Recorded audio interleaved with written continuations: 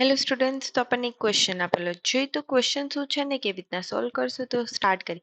તો ક્વેશ્ચન છે integration route cot x ના છેદમાં cos x into sin x dx equals two ખાલી જગ્યા પ્લસ c. એટલે કે આપણે કોન્સ્ટન્ટ તો આપેલો જ છે. હવે આપણે શું કરવાનું છે, આપણને આપેલું છે ઇન્ટિગ્રેશન. તો ઇન્ટિગ્રેશન શું આપેલું છે, i ઇક્વલ્સ ટુ આપણે લખી શકીએ ઇન્ટિગ્રેશન રૂટ કોટેક્સ ના છેદમાં cos x sin x dx. હવે દરેક પદને આપણે sin સ્ક્વેર x વડે ભાગી નાખીએ.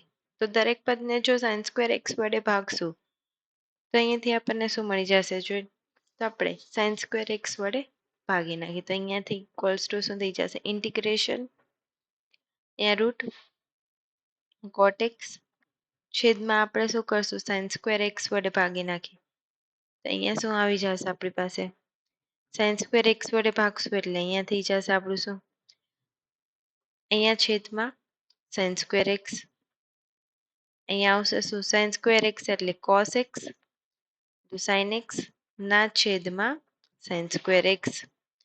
એક sin કેન્સલ થઈ જશે dx અને cos બાય sin એટલે શું થઈ જશે cot, અને 1/sin સ્ક્વેર ને આપણે શું લખી cos x, તો cot x into cos x square x ના છેદમાં શું થઈ જશે આ cot x dx. તો અહીંયા cot ને બી રૂટ cot x થઈ જશે તો છેદમાં શું વધશે આપણું route cot x square.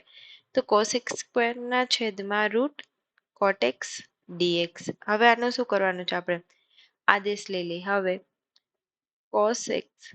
cot x equals to t નો આદેશ લઈ, તો cot x equals to t લઈ તો અહીંથી સુધી minus cos x square x dx equals to શું થઈ જશે dt. તેને આપણે લખી શકીએ i ઇક્વલ્સ ટુ ઇન્ટિગ્રેશનમાં -1/રૂટ t dt. બસ તો હવે આનું તો આપણને ખબર જ છે, અહીંયા થઈ જશે શું, આપણે 2 વડે ગુણી નાખીએ અને ભાગી નાખીએ, માઇનસ ને બહાર લઈ લઈએ તો 1/2રૂટ t dt.